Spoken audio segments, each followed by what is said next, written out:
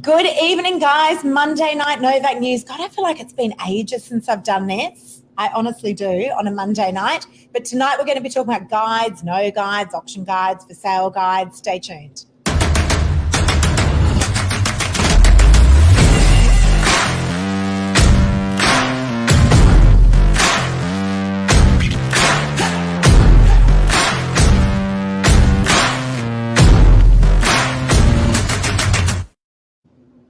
Wow, what an intro. Yeah, what an intro. Intro. Yeah, it is. It's fancy, isn't it? We were having a little boogie while it was on. Go again.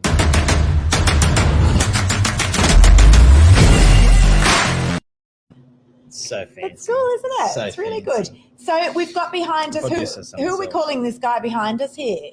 Guy. Angry. Guy. Angry guy. Angry guy. Angry guy. So, because that's what happens. That's what us real estate agents do to purchasers when we don't help them with price. They do that fake. It's a big thing at the moment. I don't know about you guys outside of New South Wales, but certainly inside New South Wales at the moment, for sale guides, auction guides, no guides. Sold. Sold. Agents are disguising sold Yeah. more than I've ever seen in my entire career. I've never seen so many. And that makes it hard for buyers to gauge what stuff's worth. It makes it harder for sellers to gauge what their property's worth. No guides. So we're going to unpack it tonight. We're going to talk about what is a guide. Yep. We're going to talk about for sale guides. Yep. We're going to talk about how you should offer when there is a guide. And then, how you can also find out these sold prices because it is making life really hard. Obviously we've got the RP data facility that we can use, which often will help us with these property prices. But, for you guys out there, if you're trying to understand what your property is worth or what a property is currently on the market for, it can be really tricky. I've got a name for tricky. I've got a name for him. What are we calling him? Guide. I said Guy. I said that. Did you say that? Oh my God. Guys, help me out. Mark always does this. I will say something. Mark won't hear it. Then he'll claim it and say, you did not. I said that. Anyway, this is documented. It's documented. I'm going to rewatch this to the beginning and just make sure. All right, let's talk about what a guide is, because I was at an appraisal the other day and part of my brief was I recommend that we actually put the property on with this guide. And the vendor looked at me and said, that's not going to happen.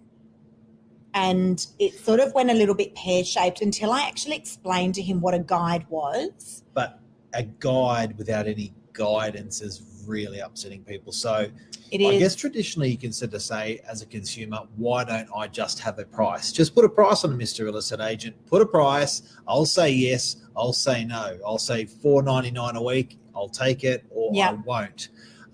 Then you get the pressure on price where you say, just tell me the price. If it's $950K, I will pay it or I won't. Why are you playing games? Why are you playing with me on this one? And sometimes it's a lot more delicate than that if we simply do that, we can't help you buy the property because we may need some guidance from the market and the buyer to facilitate that sale. So it's actually and I think I don't think we agents as an industry enjoy not putting a price on a property or enjoy an auction campaign where there is no guide or sometimes no guide or no price on it. But it's sometimes it's part of the process in order to get the end result. And unfortunately you have to be, as a buyer, you have to come in on it. Look, and the thing is, a great agent will guide you. So in the good old days, we used to be allowed to use the word offers over. So we could put offers over $699,000. That's exactly what it meant. Give us an offer over that. We'll take it to the vendor and we'll get some instructions if it was private treaty. Fair trading don't let us use that word anymore, so we swapped it out for the word guide. And so that might give you guys a bit of an indication as to what it means. So when you see a property on the market and it's private treaty for sale and it's got guide $799,000, it means that we are looking for offers over that. Now, often buyers and even vendors think that sometimes that can mean, but these buyers, they're going to come in under the guide. And again, a great agent will advise you on the best way forward. All right. So we've just had an offer come in this evening. The guide on the property is $850,000. The purchaser or the offer maker had put in an offer under that guide. And we simply went back and said, look, the guide's there to guide you. We used to be allowed to use the word offers over, and that'll give you an idea as to what you should be doing with your offer. Now, fair trading is funny about guides because agents and the industry use guides to bait in a misleading and deceptive conduct. That's where a guide goes wrong. So when a guide... Really good point. So you can generally say it's about 10%. By law, fair trading says we've got to be within 10% with comparables, comparisons with our guide. We've got to substantiate that price. Yeah. But in the industry, you do get agents that will use that price to bait prospective purchasers. In the car industry, they call it bait and snatch. But they will use them to bait them in. You will go to the open house and you will see 50 buyers and you'll go, oh my God, this property must be good. More so, you were baited into the property with a super low price and it didn't even go anywhere near that price. That's when buyers get upset.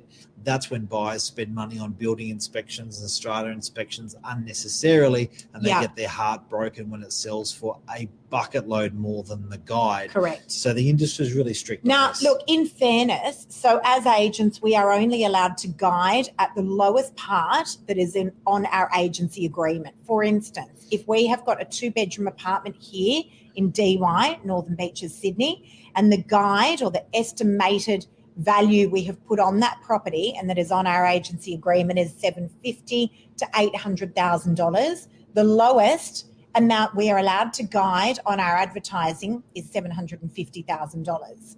All right. So, but again, we're only giving our vendors an opinion of value on that property based on recent comparable sales in the area.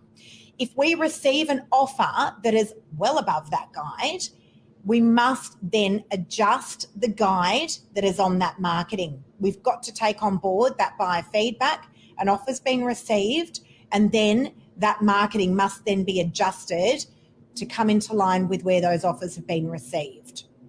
So, for instance... I don't agree with that.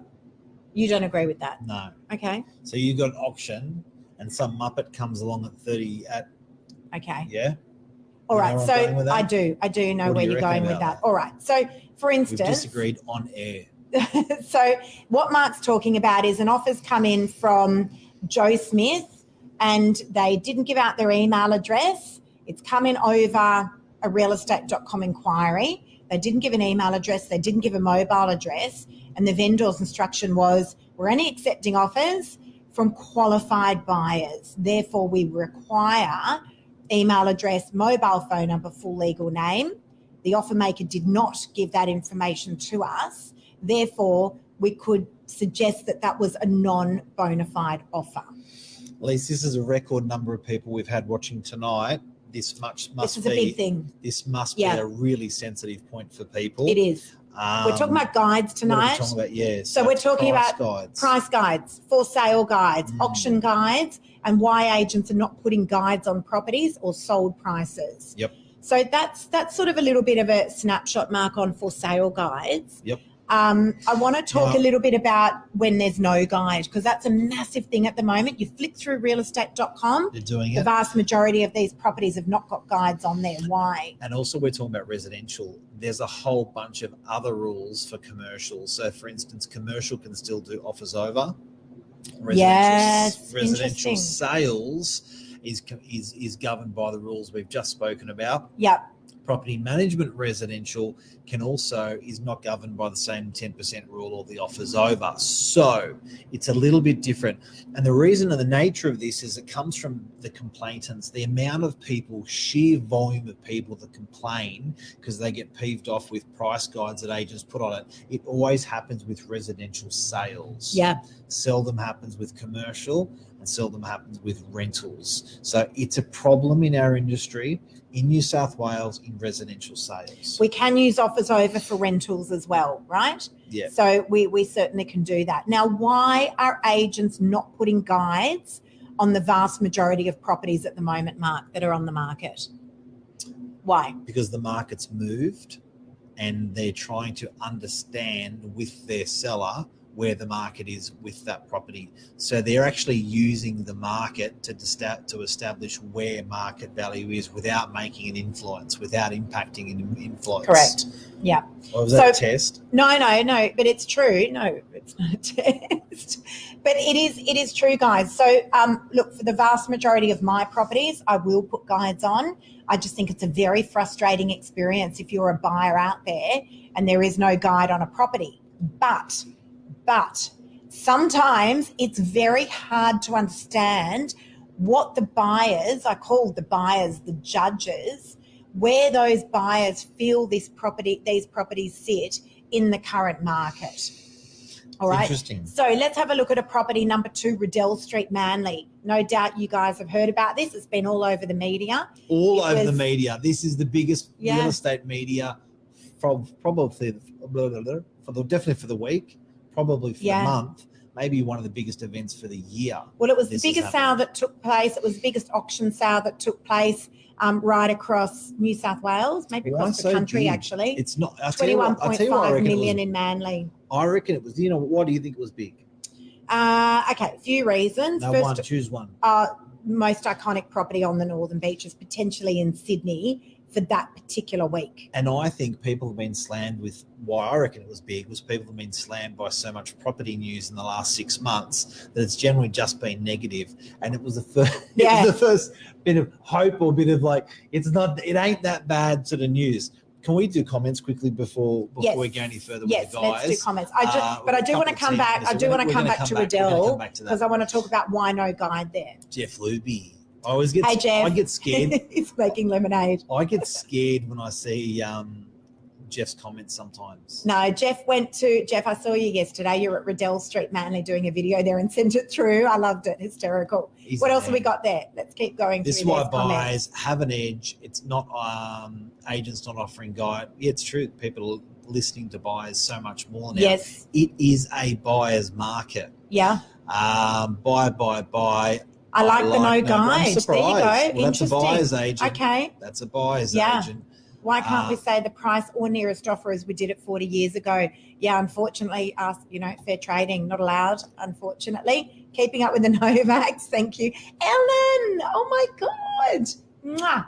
Hope you're well, Ellen. Hope you're well. Love the conversation. Hey, Chris, hope you're well as well, legend. So I just want to go back to Riddell Street, Manly. Obviously, a very much publicised property, an absolute record price. It was the highest price ever paid per square metres in Manly, and Manly sees some record prices, $21.5 million for an original house, hovering over Manly beachfront, 400 square metres. Now, no guide on that property. This was a really, really hard property. It was unique. It was iconic. There was no other house around this property, and the comparable sales were really hard. We were heavily reliant on buyer feedback there. It was a 1 in a million. It was a 1 in a million. So we were very reliant on buyer feedback. Now, the buyer feedback, and we had tons of it, was all over the shop. We had buyers walking in going, I think it's X. Other buyers were going, I think it's X. Other buyers were coming in going, I think it's X. Because it needed a lot of renovations. It had a phenomenal view hovering over Manly Beach. It had the Surf Lifesaving Club underneath. And there's been lots of conversations about the Surf Lifesaving Club. Around that. Yeah. Yep. And so it was just impossible to put a guide on the property. So the vendor's instructions were no guide. We just want to see where this property goes, and it must go to auction. And so we really just let the market do the talking there. And it was having big open conversations with all buyers that were coming through saying, we don't know where it sits. We're very open to your feedback. Here's some sales that have taken place over the last 12 months in the area, and this one is going to have to go to auction. And so that's exactly what happened. And that's why there was no guide there on that property. There's other similar iconic properties where it's really hard to put guides on. You've got to let the market do the talking, and then maybe a week or two into your campaign, you look to put a guide on based on the judges, the buyer feedback. But on balance, it shits people. Look, I think you've got to take the pain points away, Mark. You've got to make things easy and convenient for people.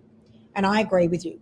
I think having no guide is just adding to the extra stress of a prospective buyer having to make an inquiry and ask the question and wait for the agent to get back to them. It's frustrating. Well, as a buyer, it's like, mate, just plate it up for me. Just tell me the price. I'll say yes. I'll say no. Real That's easy. Yep. Real easy. But if you apply that example across to Riddell, it wouldn't have worked. No. Right? So it may have worked. Yeah, but that was as you said, that was a 1 in a million. But you had 350 people inquire on that property. Yes. 350 people, 350 conversations. How much is the price? Yep. That's a lot of work for an agent. And there was a lot of different feedback. We would rather just tell you the price and say, well, that's you. Do you want to pay it or not? Yep. You know? But there was a process there that the owner had to go through. Respectfully, they owned the property for 45 years. Yeah. They'd worked hard, long, enjoyed the property, and they didn't know where it respectfully sat in the market. Probably nor did the buyers. No. As expert as the buyers think they are, they didn't really know. They had a clue. So until you actually got everyone in the one environment, uninfluenced, unpoisoned with the agent's opinion, yep. And you said to everyone diplomatically in the fairest way, what's it worth? So the no guide thing here was really painful for 350 I'll be people. honest, sometimes, look, with an auction like that, you just can't win. I mean, we had a very similar situation with a property that we sold. It was one of the oldest houses in Sydney, Tunk Street, Waverton. You know, It was lockdown. It was hardcore lockdown here in Sydney. And we had people lining up down the street to do these one-on-one opens. We had 65 registered bidders and we had to put them all on a Zoom. Now, again, fun. These properties, they're really hard to pick.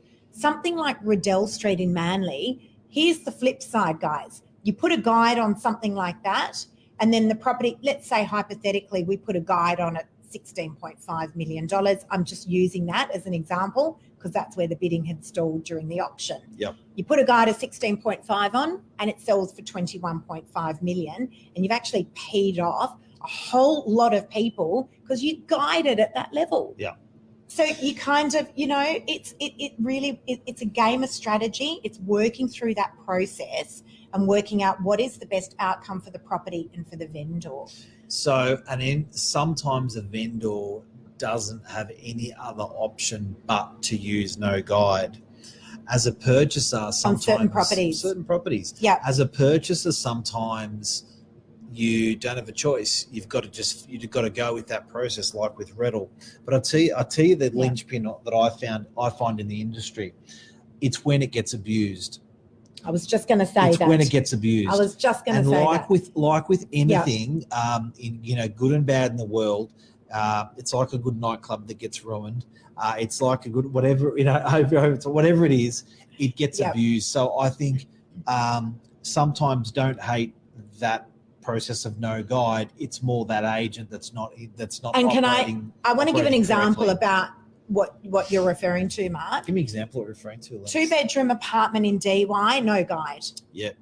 Like that would drive me bananas. There's 40 of them on the market at any one time. Yeah. So why you're not putting a guide? You clearly understand where market value sits for that property. Just put the guide on. Put the guide on and help the people. So, sometimes agents are not putting these guides on because sometimes they've gone in on their appraisal with their vendor and it's overpriced. Yep. Maybe they did that just to get the listing. I'm just saying this as an example. Yep. Right. And then they simply couldn't get that guide live online because they wouldn't be able to get to where they needed to get to save face with the vendor. Right. Sure. So, but yeah, just be careful. Again, unique properties, no guide. I get it. Maybe you're waiting for the buyer feedback. Maybe you just need to understand at an auction where the market sees value in the property. But with these smaller apartments where there's lots and lots of comparable sales, in my opinion, there's no reason to have no guide. Uncle Tony's got a question. Here we go. Tony, but if you quoted your vendor a price that is stated on your agreement, why would you not use that guide price and convert it to a Dutch auction to maximise the... Uncle Tony's got more to say. Clearly, if the offers are in line with your agreement. See, this is the issue, Tony, and it's what I just mentioned before. Sometimes agents, I'm just using this as an example, sometimes agents will go in and they will say, oh, look, I believe your property's worth $1 to $1.1 million. And the vendor goes, wow, that's awesome. Yeah, where do we sign? Great. And then they bring the property to market. And sometimes they know that the property is actually, that's not going to be appealing to the market at all, because there's a whole range of sales that took place that were actually less than that. And that guide is not going to be appealing to the market. So they hide the guide. I'll give you an example. And ACCC completely went against this. When people used to advertise a product in a,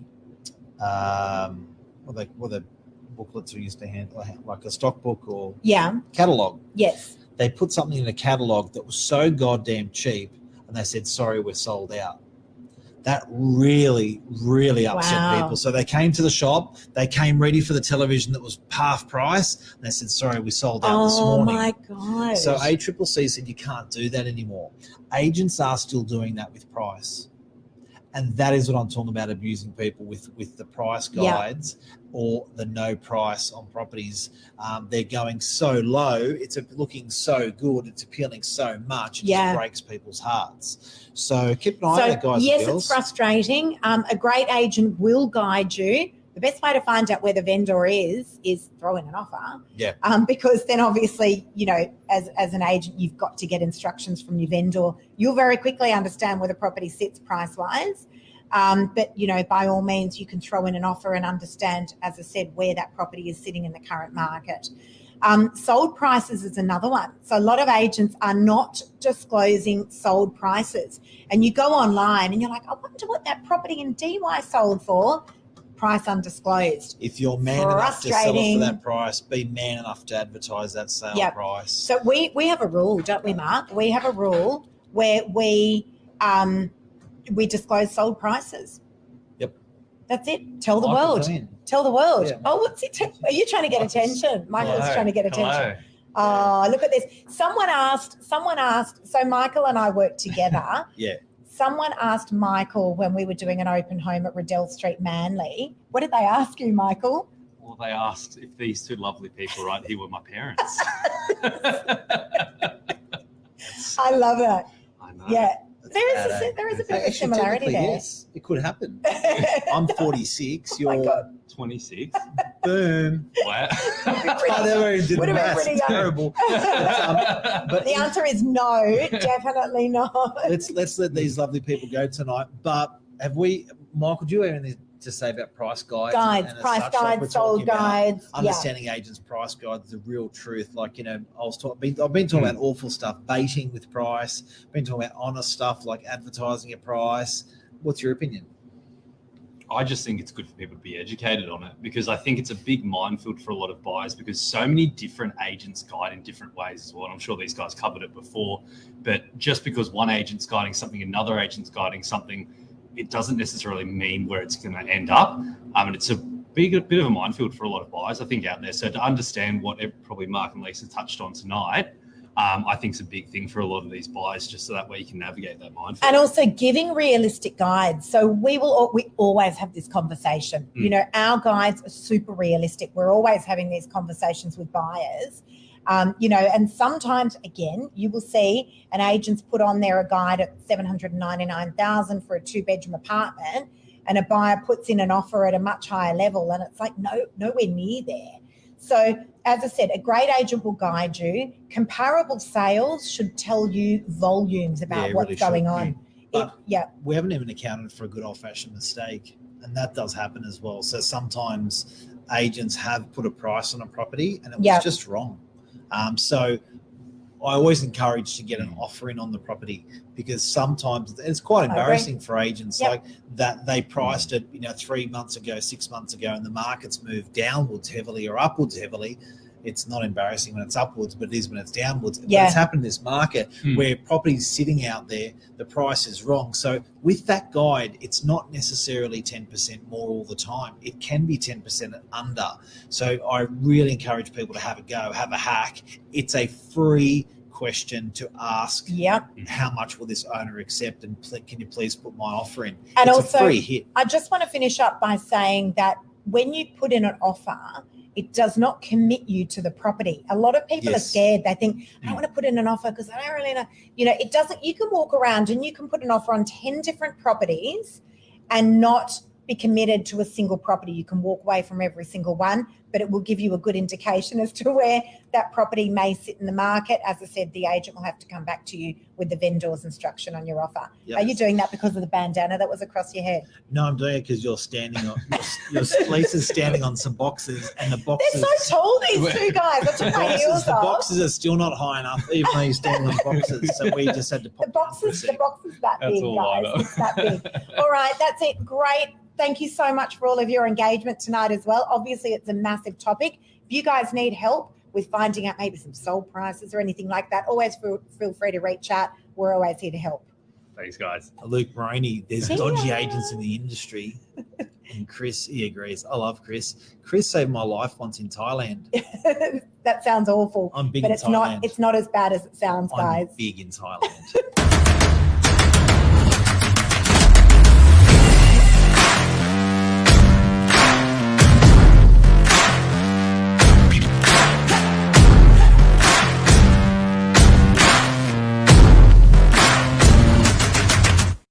I didn't press end. That's all We're right. back again.